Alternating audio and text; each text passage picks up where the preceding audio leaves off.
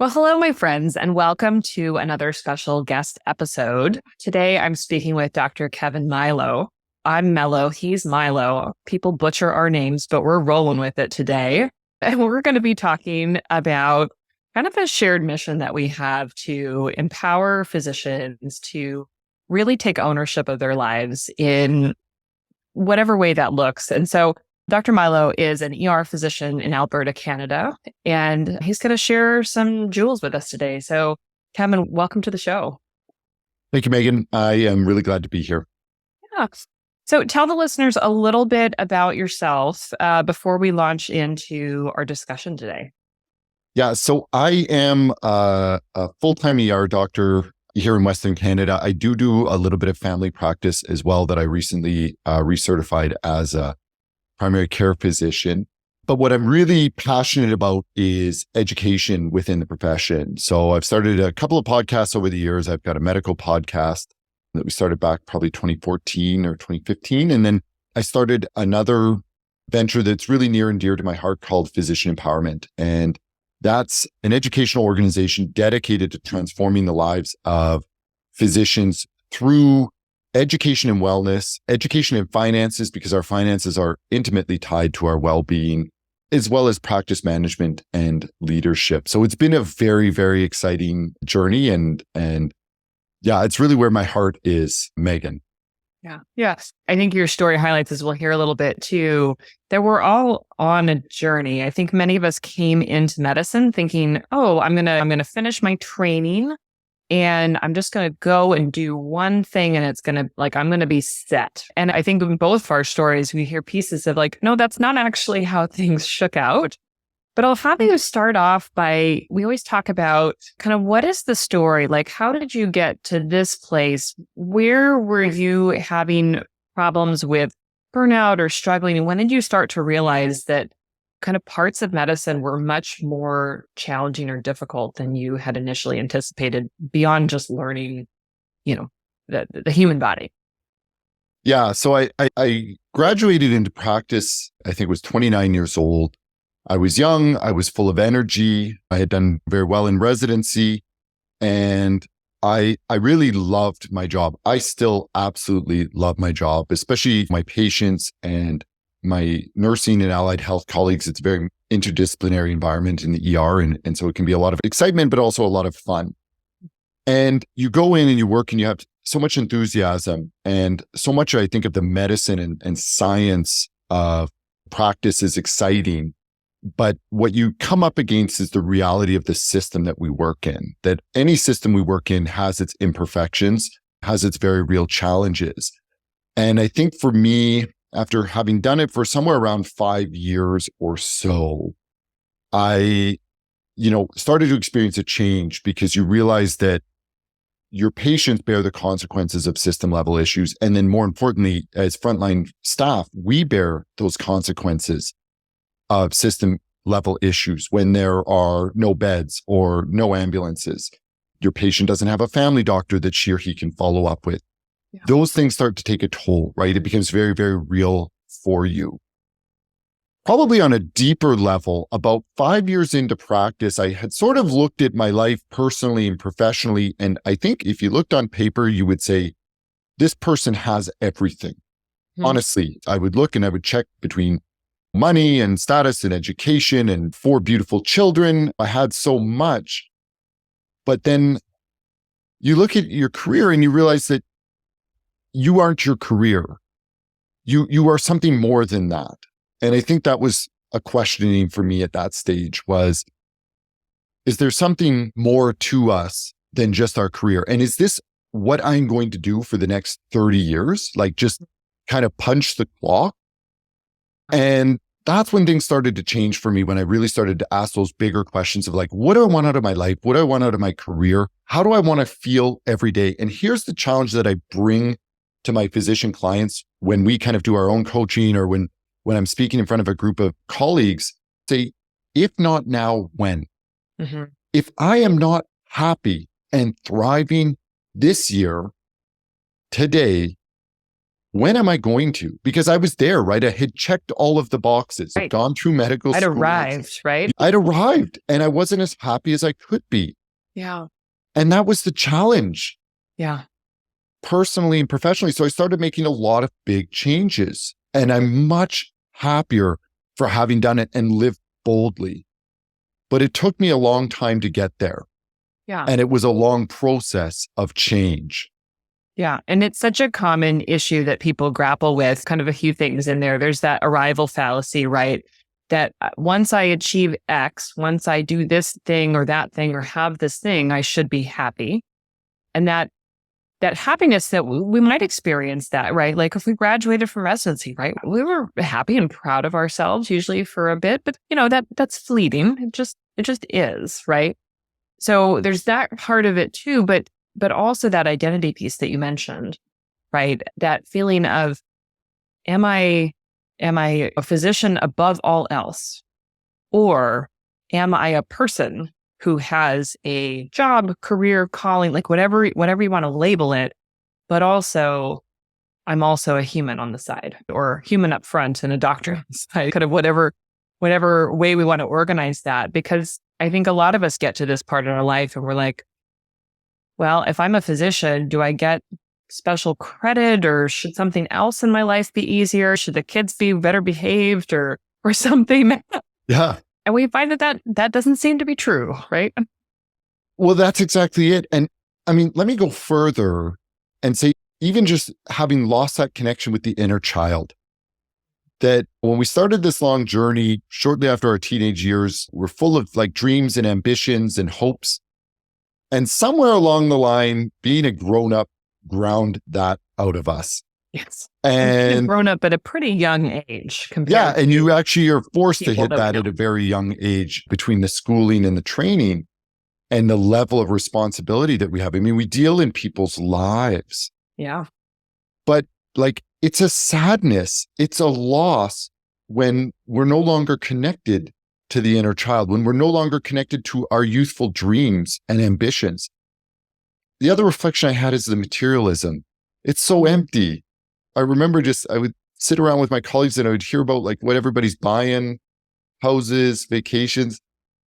And I just realized like none of that appeals to me. And it's funny because I teach finance. I actually teach finance for doctors. I'm an avid real estate investor. Mm-hmm. I'm a very strong believer in wealth creation and having parallel sources of income outside of our day jobs.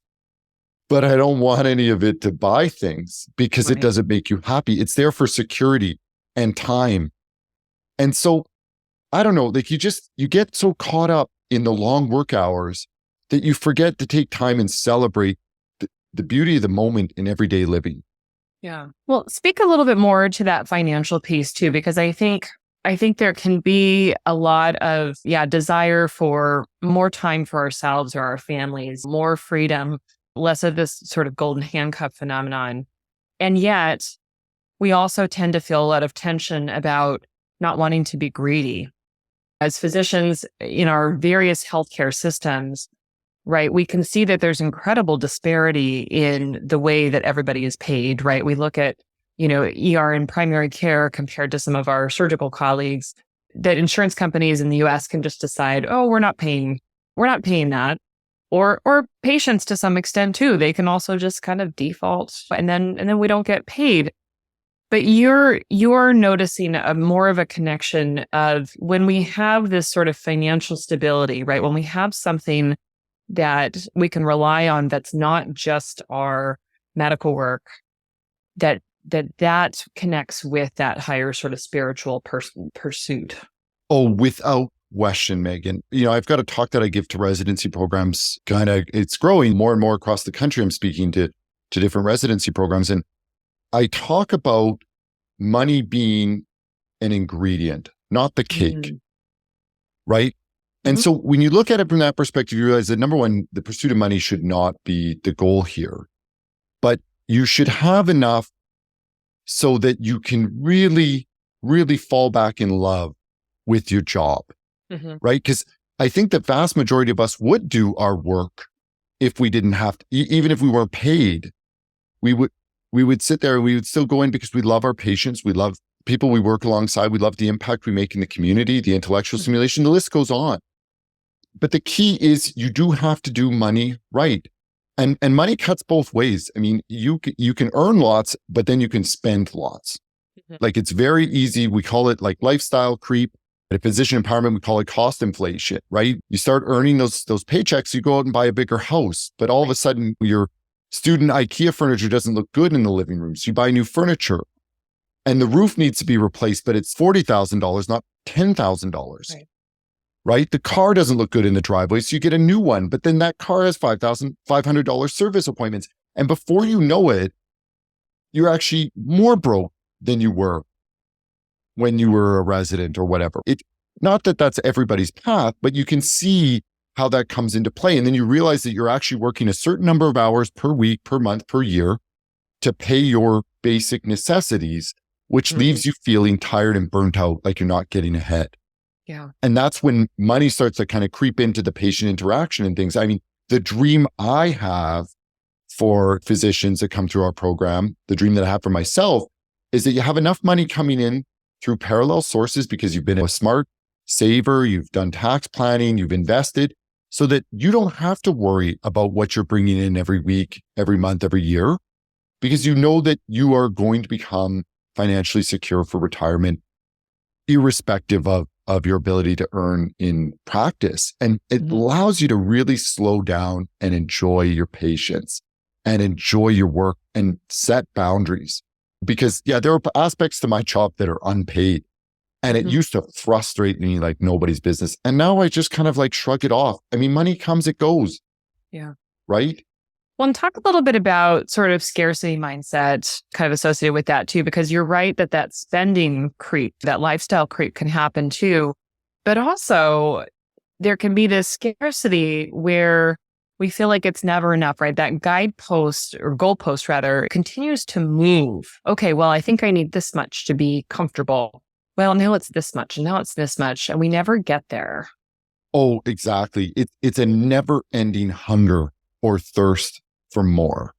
Yeah. And that I think takes an enormous toll on us. And I mean, ambition is a good thing. Don't get me wrong. I'm extremely ambitious, but ambition in these domains of like this competitiveness, whether it's the car we drive, the home we have, how much we bill, what kind of a warrior we are going into the hospital and working 80 hours a week, to kind of wear that as a badge of honor, which I actually don't think should be celebrated. I actually think the strength is to work less.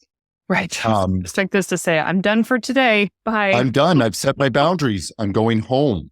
Yeah. Even athleticism. I mean, yes, it's important to have boundaries, but realizing that there isn't necessarily a natural limit on our own ambitions and competitiveness. And we have to be mindful of that, right? Because I have met people worth tens, hundreds of millions of dollars, and some of them want more.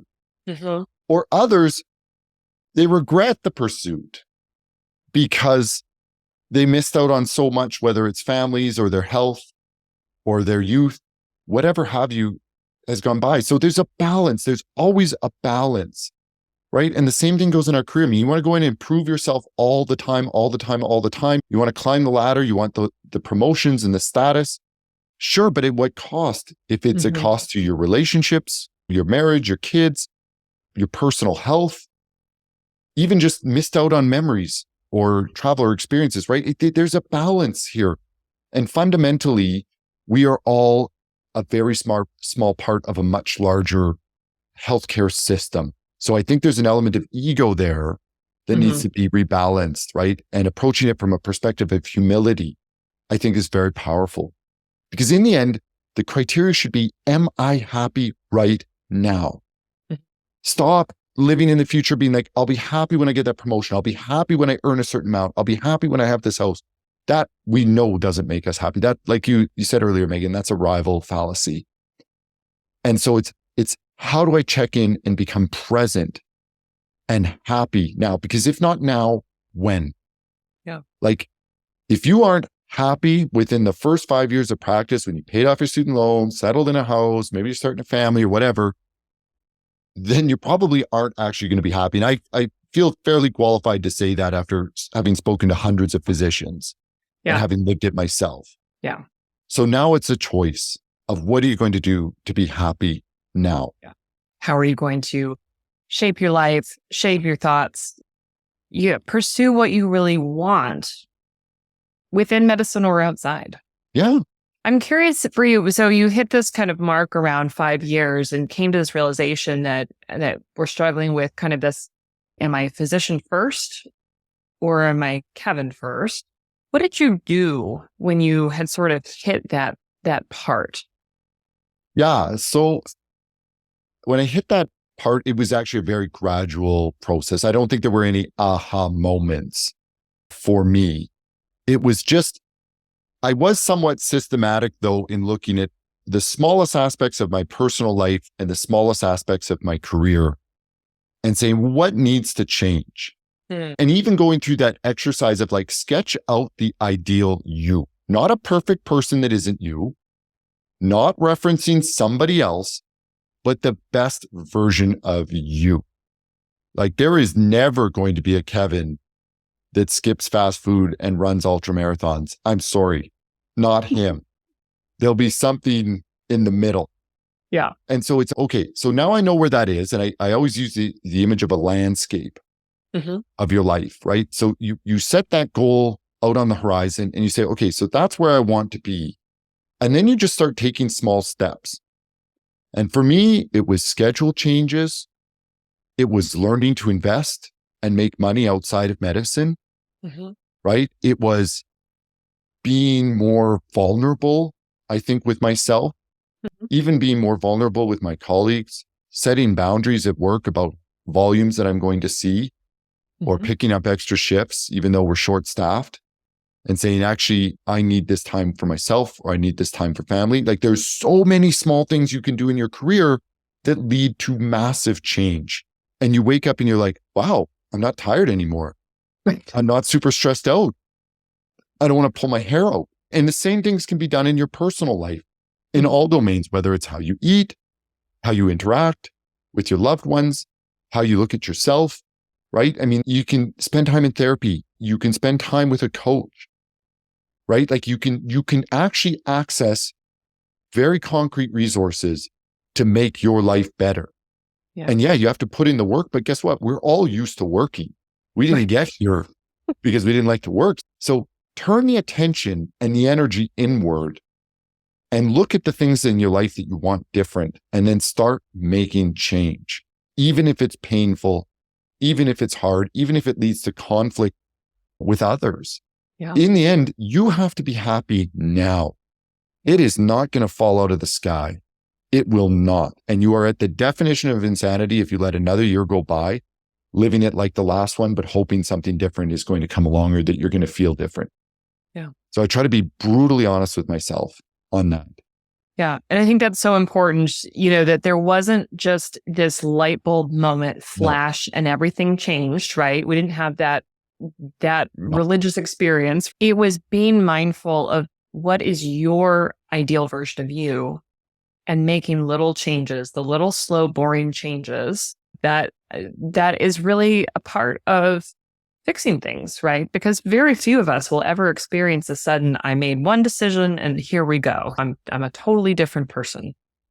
But it's hard to talk about it's hard to be at that place, right? Where you're feeling really challenged, really broken, really burnt out and seeing this path of little change, little change, little change. That's the answer as opposed to some big sweeping realization, right? We want the movie version.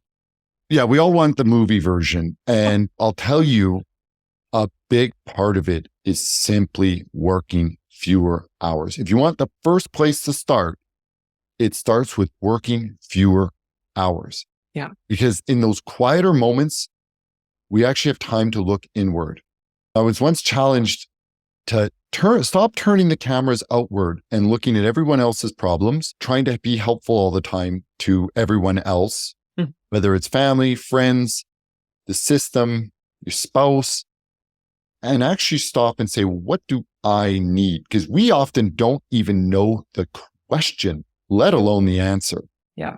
So take time to sit with yourself. And it doesn't have to be as informal as meditation. It can just be like, take a week off get out of town and just do not pick up the EMR. Do not check your email.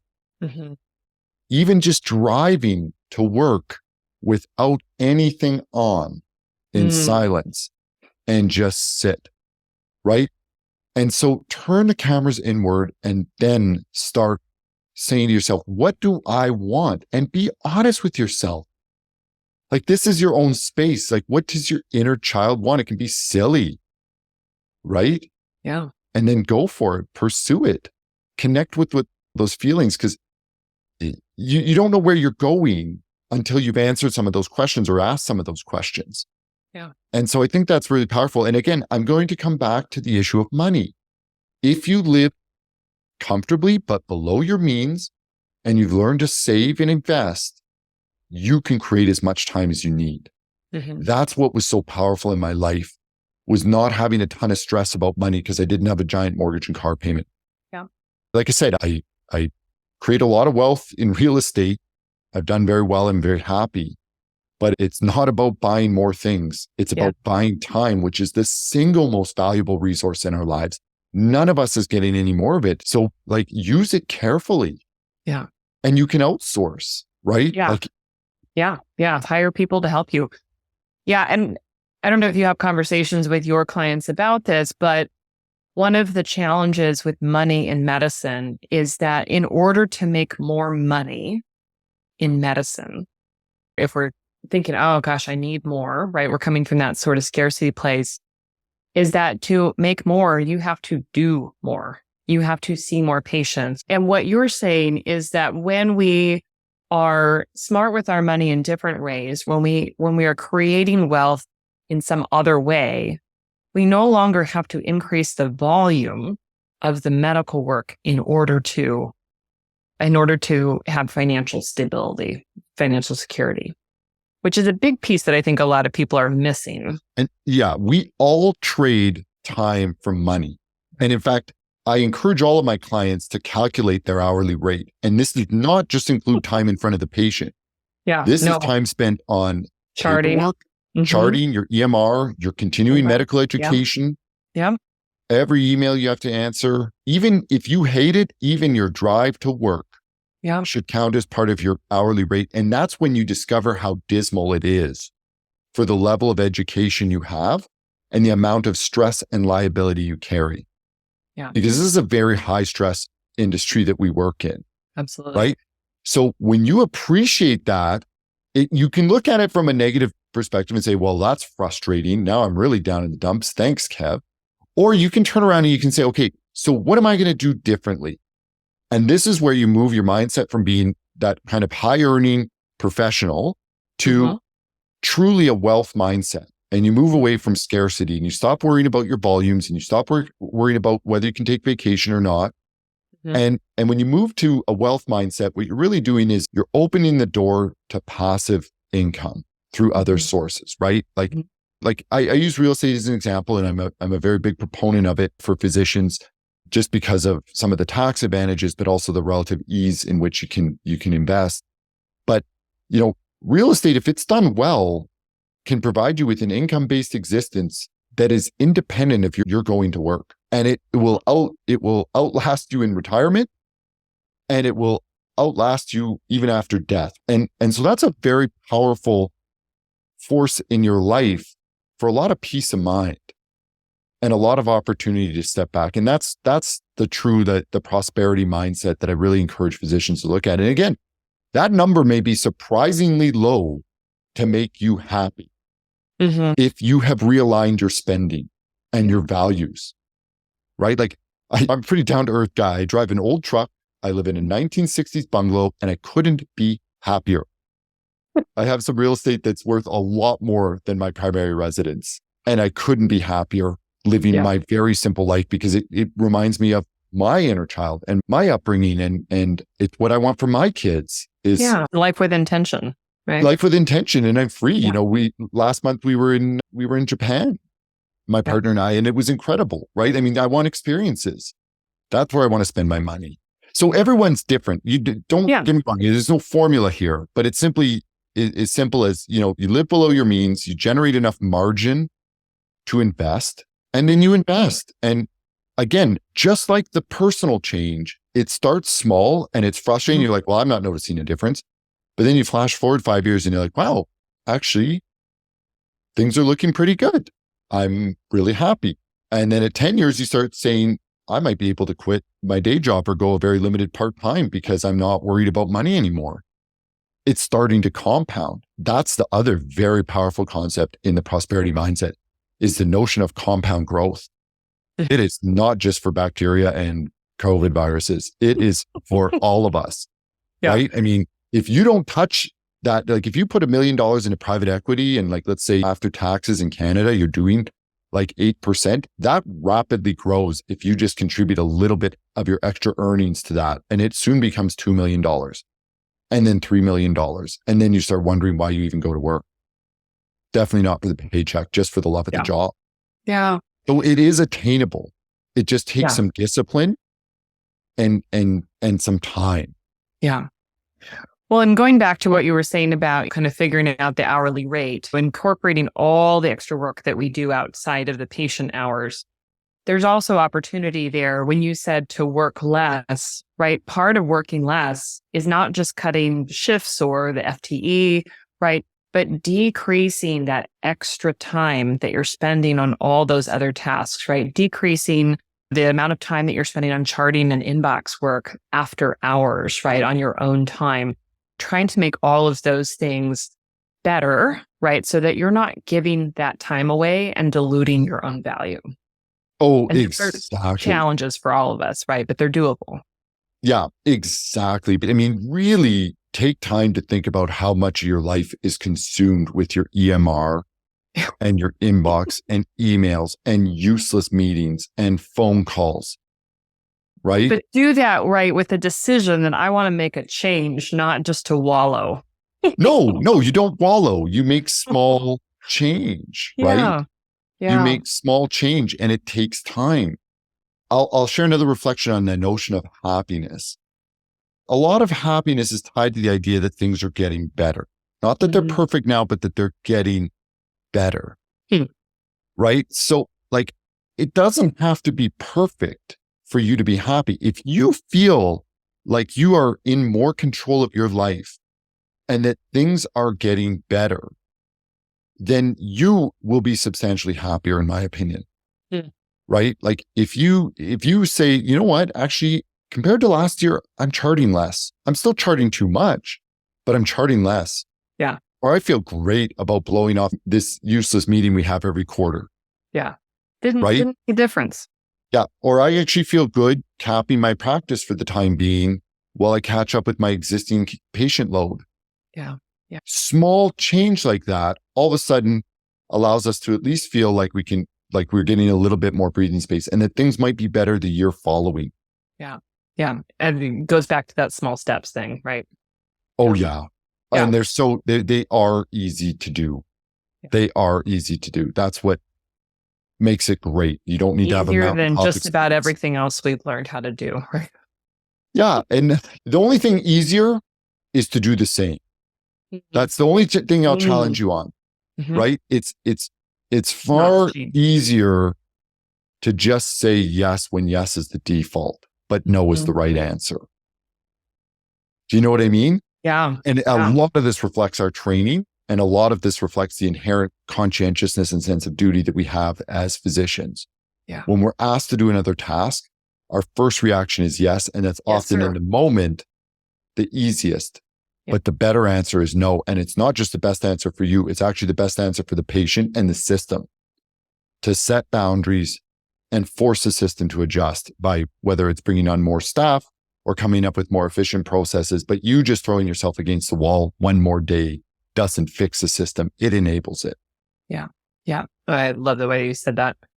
So you've shared a lot with us, and I always wrap up our conversations here by asking you, for someone who's listening who maybe finds themselves at that 5-year mark and they heard your story and they're like, oh gosh, I don't think I'm happy. I feel like I'm constantly sort of chasing things.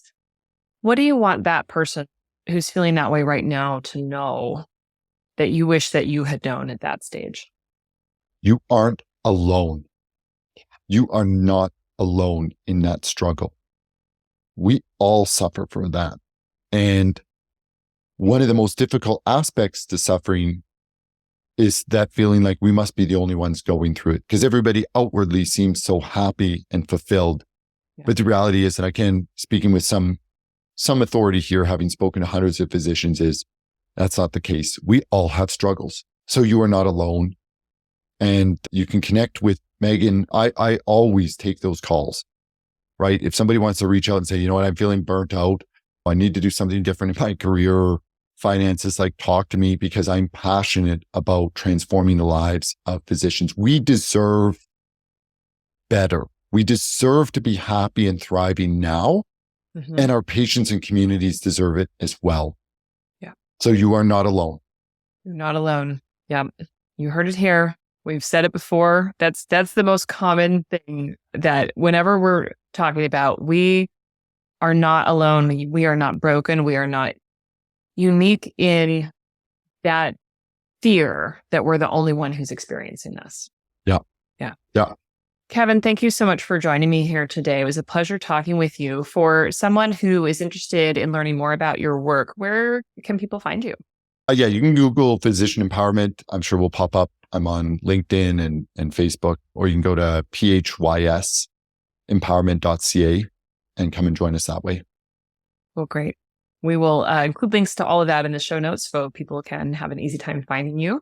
My friends, thank you so much for tuning in as always. And be sure to check out Kevin's podcast as well. Kevin, can you remind us the name of the podcast? It's also the Physician Empowerment Podcast, and that should be on all the major platforms. Perfect.